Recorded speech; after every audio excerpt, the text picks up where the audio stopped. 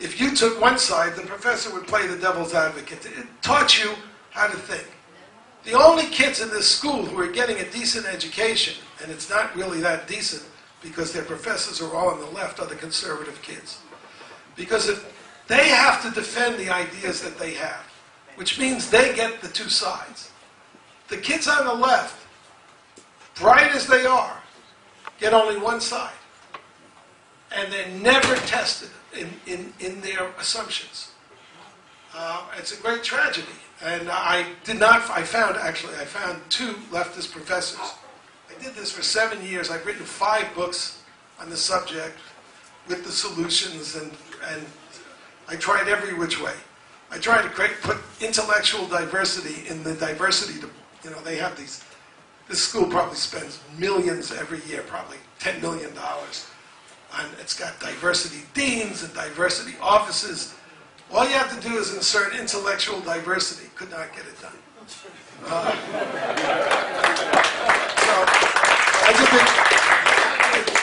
It's a big problem. It's a big problem. I think the internet is a great pluralizer. If you want the information, it's up there on the internet. You just have to have an open enough mind to look for it. And I don't know that there's truth. There are truths. Yeah? Hey, I have a quick question for you. A poll came out today saying that 52% of registered Mississippi Republicans believe that Barack Obama is a Muslim. And I was just kind of curious about your thoughts on that idea and why so many people do. I think I've written a whole pamphlet on Barack Obama. I think he's an incredibly dishonest human being. I think he makes Bill Clinton like a boy. He makes Bill Clinton look like a Boy Scout. I haven't the foggiest idea. I've seen the videos. I've seen him say he's a Muslim. In the video. I actually saw a video the other day. When I was a kid, was Tom Mix was listening to the radio. We didn't have TVs, and he had the slogan, "I believe only nothing that I hear and only half of what I see." With Obama saying, "I was born in Kenya," his own lips, everything. I mean, what do I know? I don't think he identifies with this country as it is. He identifies, as leftists do, with a future America that they're going to create. I think that he has played a terrible role in encouraging the Muslim Brotherhood and the Islamic revolution in the Middle East. So I don't have an answer to that question. I have a comment before I ask the question. I'm the father of an Iraq War veteran, and it is very distressing to me for him to be considered a victim or in some way damaged by that. I do feel it was a waste of his time going there, but I don't think our soldiers should be spoken of in that way.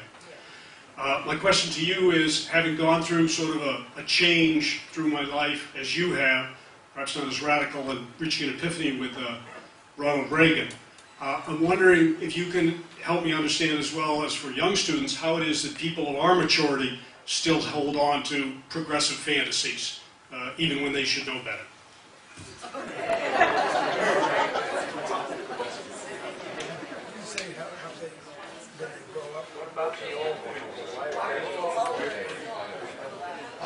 I think I'm sorry. Look, one of the reasons for having the fantasy is because you can't face the world as it is. It's sad, but I'm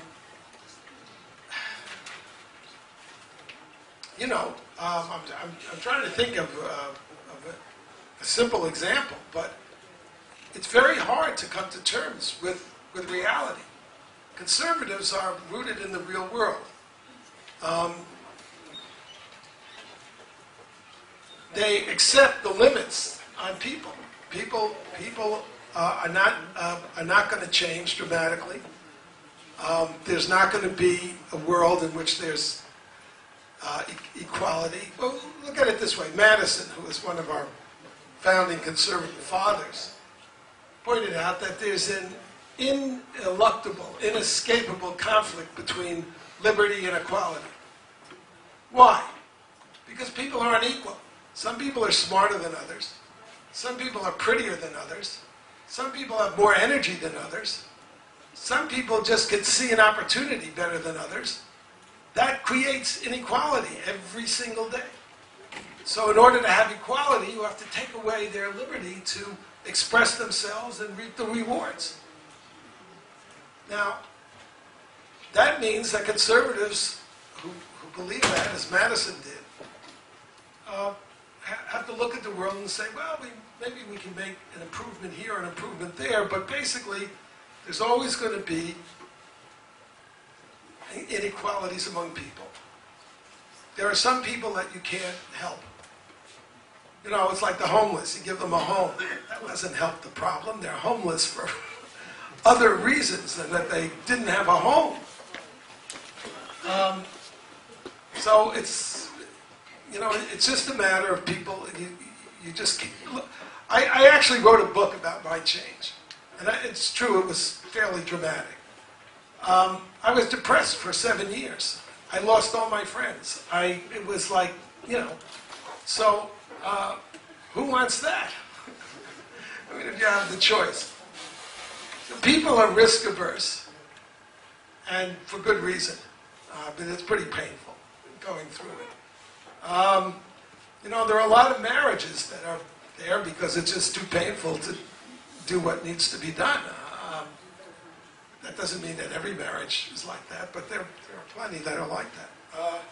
So I don't think it's a good question, but I don't think it's hard to understand why people stay in that vein. And then, of course, we have now, it used to be that you paid a price for identifying with communists or identifying, you know, with the parallel terror. You don't pay that price anymore. Angela Davis, a communist hack. And I despise that woman when I consider myself a Marxist revolutionary. She did. She got a Lenin Prize from the worst satellite dictatorship, East Germany. She's a liar. I can't go on, you know, on and on about this woman. Her name is now on a federal courthouse as a great political figure. And she has been lionized. She's got six-figure salaries. She's like a university professor at the University of California. What she writes is drivel. And I don't say that about every leftist. But what she writes is drivel. So there's just great rewards for being, identifying with communists, for maintaining the fantasy. And this, what leftist has to go to college campuses with a bodyguard, as I do, and gets to speak to 10 students? I mean, you know, I'm not that famous, but at my level of notoriety, come on, you know. And I won't tell you the struggles that these kids had to have to get funding to make this possible. So the rewards are all on the other side, and that keeps people. And then, when I actually changed, I realized that I would have been insulted if you had said this to me while I was a leftist. But the fear of losing your friends is incredibly powerful. And leftists don't understand how free a universe the conservative one is. Conservatives disagree about everything. Leftists, if you cross an invisible line, you're a dead person. David? We'll take One more. one more. Rabbit? Yeah. I got a question, and I'd like to put aside the word leftist, conservative, what have you. What my concern is, and I look at the sea change in our Congress, in our administration, how I guess where Israel was in favor by most Americans, most Congress, most administrations, the sea change has gotten us to a point when it's the rare individual who stands fast for our American, we'll call values, and that would be a Joe Lieberman. Where have all the Liebermans gone? Yeah, I have to say, I mean, I have great admiration for Lieberman. And it's because he stood up against, particularly on the Iraq War. He didn't change when they all flipped. And, you know, they all have presidential ambitions. I thought that was very noble of him.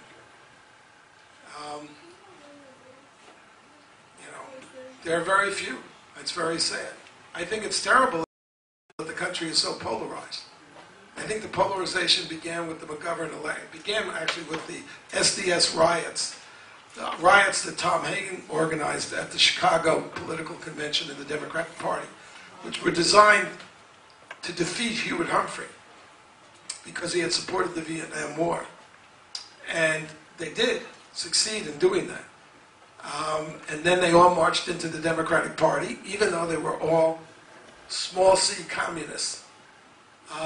They infiltrated the Democratic Party, and they changed the rules, and they have been radicalizing that party ever since. And now there's this. I've got a new book coming out in June. It's about the left-wing money machine. I mean, there's this mythology that the Republicans of the Tea Party people are the rich. The funding on the left is like 10 to, actually, that's very modest, 10 times what the funding on the right is. And now you have really corrupt figures like Soros, who's funding all this stuff. Very bad times for our country, but I have great faith in the American people, we'll see. We will see. For the students who are here, I'm going to finish now, but for the students who are here, look, the most important thing is not that you have the correct opinions now, or don't. The most important thing is that you get to hear two sides and weigh them without having a pressure to decide one way or the other. And if you don't have that, you're not getting a decent education at this institution. And all I can do is encourage you to create two sides. Create a forum where the two sides can be heard on this issue. The demonstration here is an example of a totalitarian mindset. Not one of them. They all came together, of course. They came with the plan. But you would think one would say, well, I've never heard this stuff before. I'm going to listen to it and see what I can make of it and see, how I can argue against it. Not one of them. That should be frightening, because while it's all very benign right now, in a situation which is not benign, they will act in unison in the same way to a command. Very dangerous. Anyway, thank you all. You've been a great